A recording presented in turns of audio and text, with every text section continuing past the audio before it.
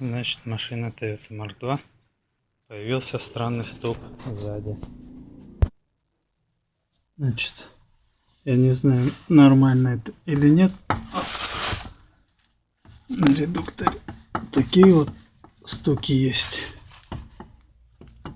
Что слева, что справа. Только слева еще у нас привод гуляет. Вот, я не знаю, должно так быть или нет, но стук есть. Точно не сайлентблоки, не стойки. Все новое, все заменено.